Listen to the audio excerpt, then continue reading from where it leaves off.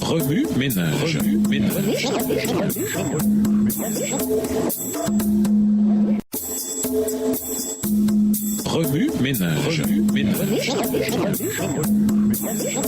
Bienvenue dans votre émission. Remue ménage. Nous voilà à la leçon de mercredi. Invité, léviteur persistant.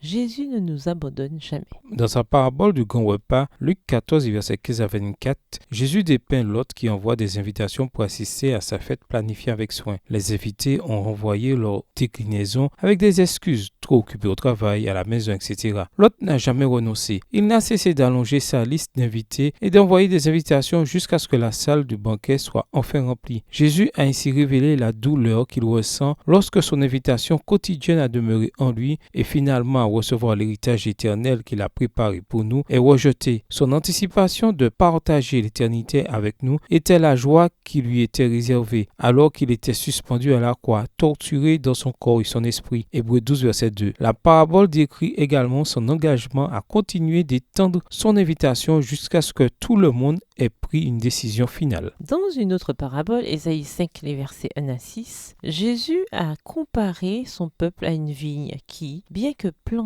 dans un sol fertile et entretenue avec soin, a continué à ne produire rien de bon. Épines et ronces ont fini par l'envahir et on l'a piétiné. Le point culminant se produit lorsque le propriétaire du vignoble, le cœur brisé, s'écrie « Que faire de plus pour elle que je n'ai déjà fait ?» au verset 4. Un Jésus au cœur brisé a poussé ce cri peu avant sa crucifixion. « Combien de fois ai-je désiré rassembler tes habitants auprès de moi, comme une poule rassemble ses poussins sous ses ailes, mais vous ne l'avez pas voulu. » Matthieu 23, le verset 37. L'alliance divine n'est pas simplement un sujet d'étude, c'est l'histoire de la poursuite incessante de Jésus envers nous. L'étude avec prière de l'alliance divine devrait nous aider à la ressentir autant, ou davantage, qu'à la comprendre. Elle est le battement de cœur de Jésus, sa passion. Nous, ainsi que tous ceux qui sont sous l'influence de notre vie, sommes au centre de sa focalisation. Une révision rapide de nos 13 vignettes sur le décodage des alliances donne un aperçu fugace de l'ampleur et de la profondeur stupéfiante de son engagement envers nous et des perspectives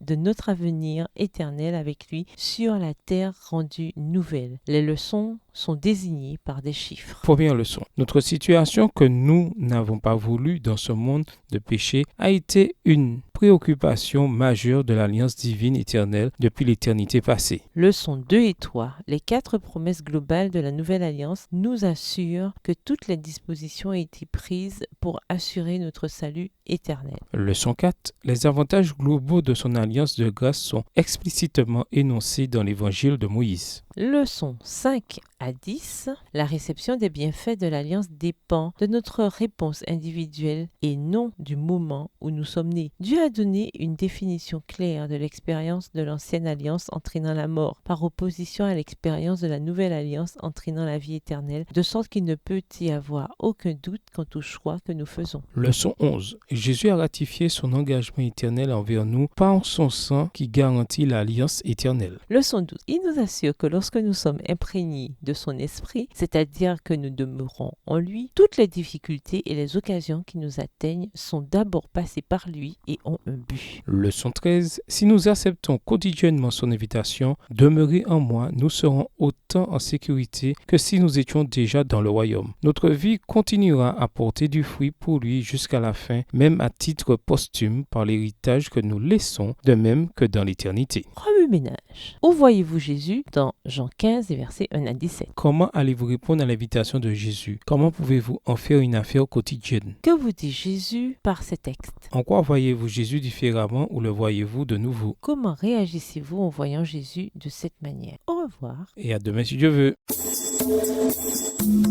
Remue ménage. Remue ménage.